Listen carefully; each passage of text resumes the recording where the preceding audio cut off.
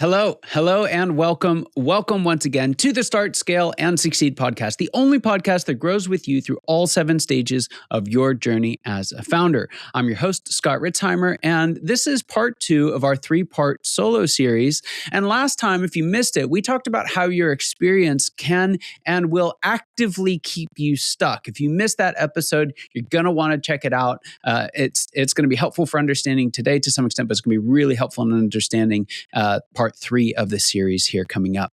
Now, there's something today that we need to talk about that's even harder to see than the challenge of over-relying on your past experience, and that is the advice that you're getting from other people. Now, I'm not talking about just flat out bad advice. I think we're relatively good at figuring out what to do with bad advice. It can trip us up every once in a while. But that's not really what this episode's about. Bad advice, you have to get rid of bad advice. What I'm talking about is good advice.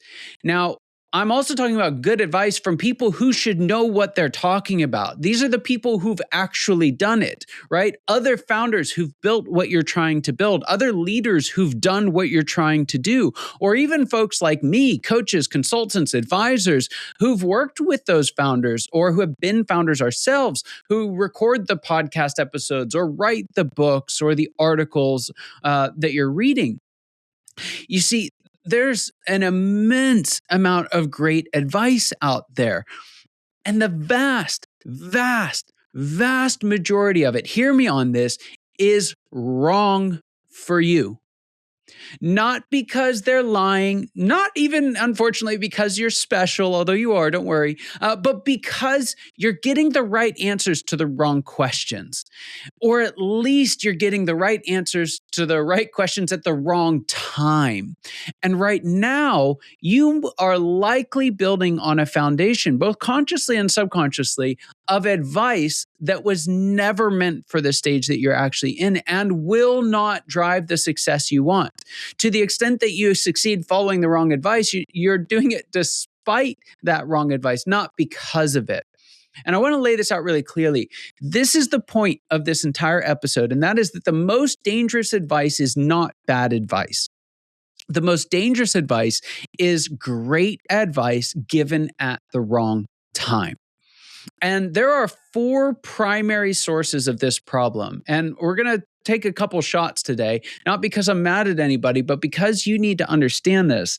I want to set a little context. I travel across the country. I teach CEOs how to scale their business, both in the business world and nonprofit world. And a part of my story is I got really great advice from really great coaches and consultants at really wrong times. I lost more money following the well-intentioned but wrong advice of advisors than I did on any other decisions that I made on my own. That's not because I made great decisions, but because this is a really big problem. And for a while, I thought it was a me problem. And to be fair, it was. I picked the wrong people at the wrong time. We've got content on that if you need to know how to find the right people at the right time. But what I realized as I started traveling the country and started hearing from folks who would come up to me after a keynote, they would share these problems that they had with coaches and how they had lost faith in the profession.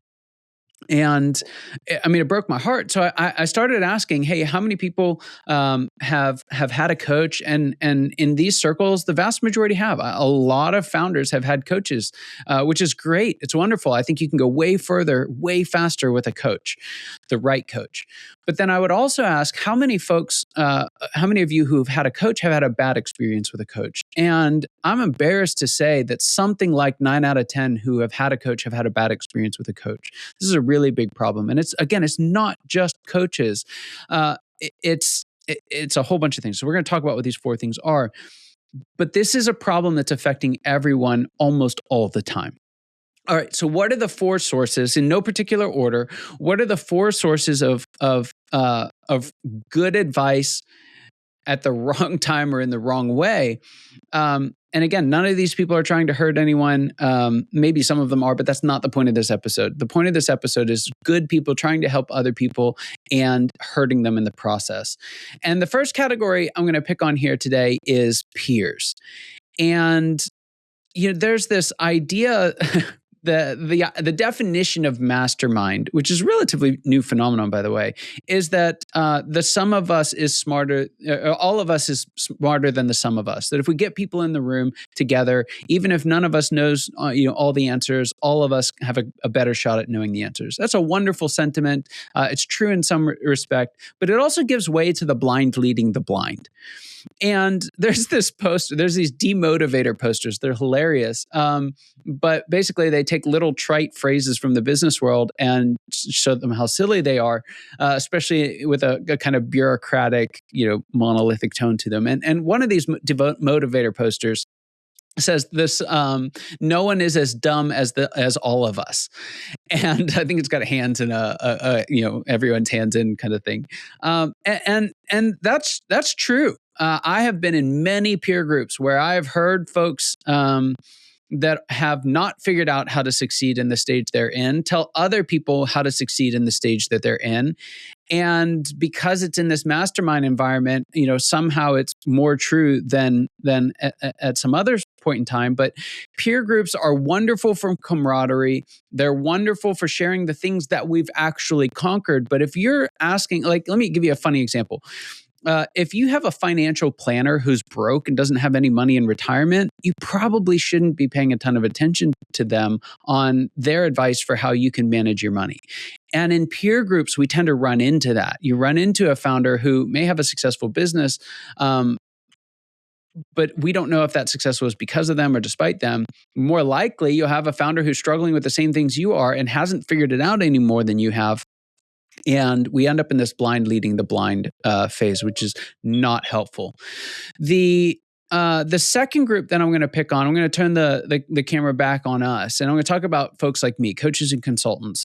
And these are the ones that really frustrate me the most because honestly, they should know better. And just as a quick aside, for those of you coaches and consultants who are listening, I genuinely believe you have a moral authority not just to tell people what you know, but you need to understand what stage they're in and what they need to know now, not just what you know now. And if you are working with folks who are in the wrong stage, or if you're sharing information with folks that's in the wrong stage, you need to stop now. I know you're not trying to hurt them. I know that you're trying to do what's best for them. You probably fully believe in what you're doing, but you have a moral authority, in my opinion, to understand what your clients need right now, not just what your program says. And so if you're not a coach or consultant listening, just because a coach or consultant said it doesn't mean that they're right. And just because they have all kinds of past success with a bunch of people, maybe a bunch of people who are even trying to do who have done what you're trying to do, doesn't mean that they're telling you the right thing. Doesn't mean that they're telling you the truth. They could be lying to you. That's very unlikely. There are very, very few coaches that do that. I've talked to thousands and thousands of coaches now, and that's not the issue that we have to pay attention to. But I can tell you, it is a real struggle for coaches if they don't understand this stage concept to make sure that, one, they're only working with people in the right stage, and two, that they're telling them only the things that they need to do in that stage. And so you will see folks who had similar situations to what I had, where they get the right answers to the wrong questions. And we're going to talk about how that all these together are a huge, huge problem for founders. But just suffice it to say that coaches and consultants need to pay attention to the stage that they're working in, whether it be the organizational stage, like Les McEwen's work for predictable success, or in the founder stages, where we talk about often here on the show.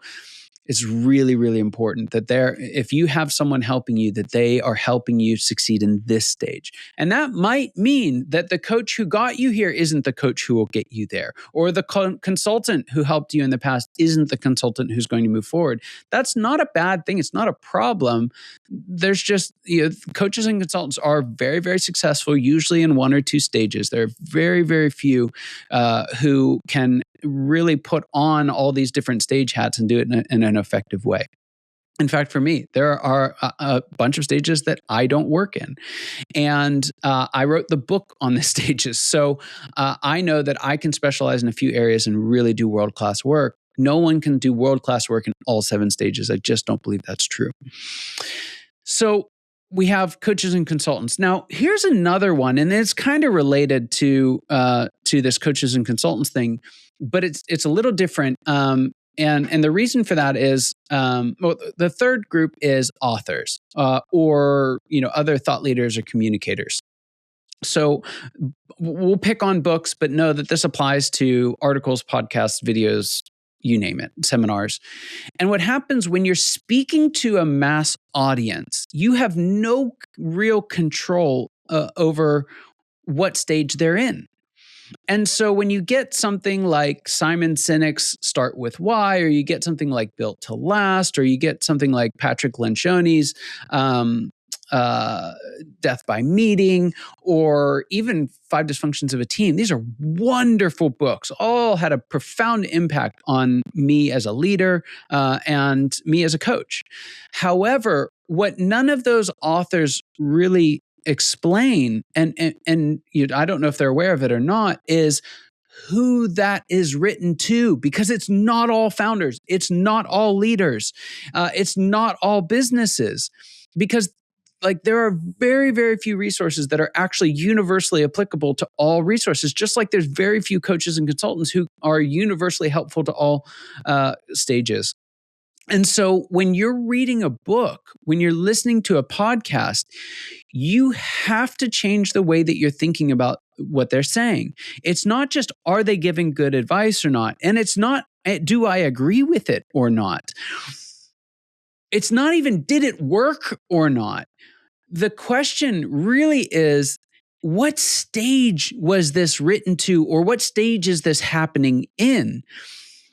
Because each of these authors, you'll see, are writing from a context of the stage in which they do most of their work, or they spend most of their time.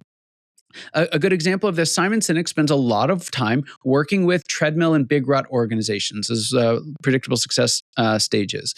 And what happens is, what he has learned is helpful to some of these bigger organizations is then misapplied to smaller organizations as a universal truth, because in fairness, it's kind of represented as a universal truth. And some of the things that Simon Sinek says are universal. They're not stage specific.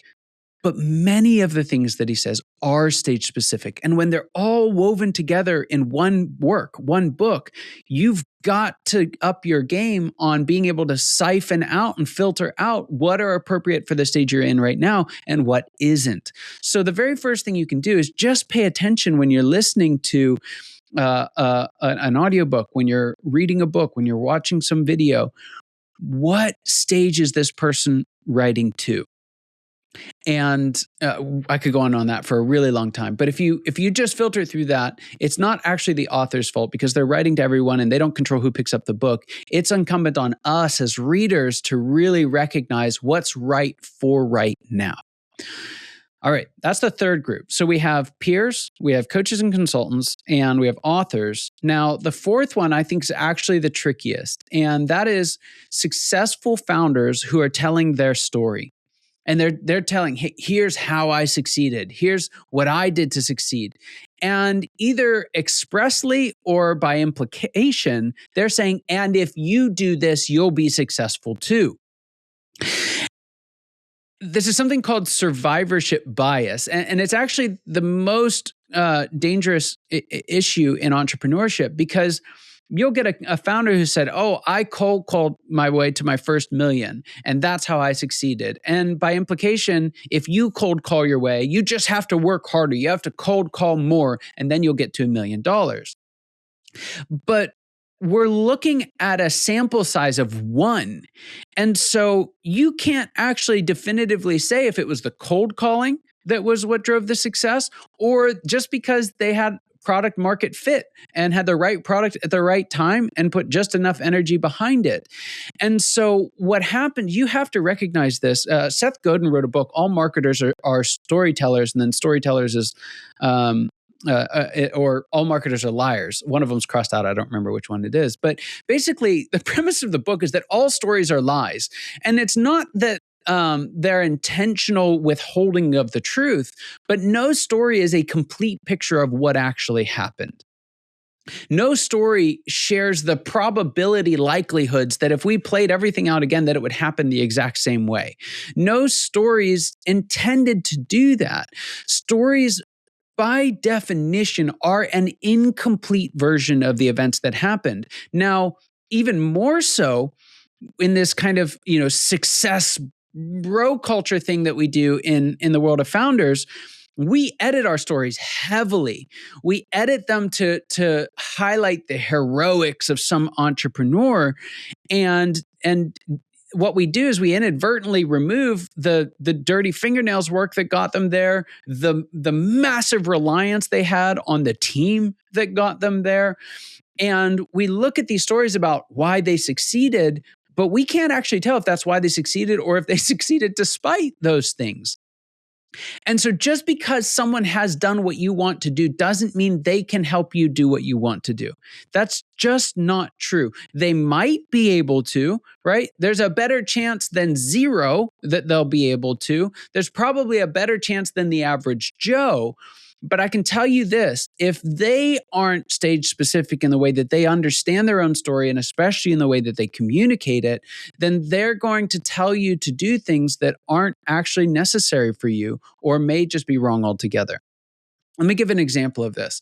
Most founders who get a platform where they're able to start sharing their story usually do it somewhere in the organizational stage of predictable success, oftentimes the leadership stage of the CEO's stage, or so stages 5, 6, or 7. And when you're in stage 5 and you look in the rear view mirror, the big ugly monster that you slayed most recently is all the crap you had to deal with in stage 4. And so you'll see founders in stage 5, 6, 7 talking about how to overcome stage 4 issues. But if you're not in stage 4, that's not helpful. And they kind of tell it as if, oh, I wish I had done that all the way at the beginning, or they might even rewrite the story and say that they did do it all the way at the beginning. And so what this ends up being, and forgive me if this sounds a little technical, but it ends up being stage 1, 2, and 3 founders stuck in stage 1, 2, or 3, trying to solve stage 4 problems that they're not even experiencing or weren't experiencing until they made themselves experience it because of the advice of a successful founder. Just because somebody has done what you want to do doesn't mean that they can reproduce that in you. To drive this home, you have all heard this, and it's the exact same phenomenon, and that is, your best salesperson is not your best sales manager. We can interpret that same pattern out and say that the best person to make you the best entrepreneur is not the best entrepreneur you know. They are good at making themselves an entrepreneur. That's not a selfish thing. It's just the skill set that they have proven that they have is they can do enough things right to succeed either because of themselves or despite themselves. That's all we know about it. And so when you're looking at these unbelievable stories of what folks have done and how they do it and how they think about it, they might be unbelievable because they're not really all that true, or they're not true for you right now. And so I said this in the previous episode leading into this one, that I actually think this is the number one challenge that founders face. I really do. I think the biggest challenge that we face today is we have more access to advice. In fact, I'd even say we are bombarded by more advice than founders have at any other point in human history. And quite frankly, it's only going to get worse. And so the thing that's going to separate successful founders from the rest is their ability to filter out the noise. To put this in perspective, there are 7 different stages, right? So, okay, there's a couple of things that are universal to all 7 stages, like knowing what stage you're in. But most things aren't. So 1 in 7 is something like, forgive the math on this, but something like 16%. And that means 16% of all the noise out there is actually signal that you want to be paying attention to. Think about that. That means that something like 84% of what you have access to is not relevant or helpful for you. That's profound. Now, within each stage, there are some things you need to do to thrive in this stage, and there are some things that you only need to do if you're trying to evolve to the next stage. And so that means that we actually can probably cut that 16% in half, all the way down to something like 8% of what you hear is relevant to you, and 92% isn't. Now, we can also add that some things are just wrong, right? A founder's story that they didn't fully understand, the advice of a peer that isn't correct, the repeated advice from a book that's not that's not relevant. All four of those categories can have stuff that's wrong in it, and so you could probably cut it down again. Maybe not in half, but you're in the like 6 to 7% of all advice out there is actually relevant for you right now. And as a founder, you've got to keep the shiny object syndrome in check. You've got to keep the kind of hero founder story admiration thing in check. We can look at people who've done amazing things and say, hey, they did amazing things. And we can actually look at them and say, hey, what can we learn from it that is relevant in our stage right now? Because the hardest thing in business, the hardest thing in growing a nonprofit, the hardest thing in growing your church is finding good advice. And when we say good advice, we mean good advice for right now. And the best thing that you can do to really focus your energy right now and dramatically improve your long-term chances of success are to get really good at developing the judgment to know which advice applies to you right now and which doesn't. And that leads us into what we're going to talk about in episode 3 of this little mini series. We're going to talk about if you can't rely on your past advice and on your past experience, and you can't rely on advice, even if it comes from a great source, what can you rely on? And fortunately, the answer is not me. There's a better answer. I'm going to tell you what it is. Something we take very seriously here at Scale Architects, but something that you can apply yourself on a daily basis. I'll show you exactly what the answer is in our next episode. I'll see you there.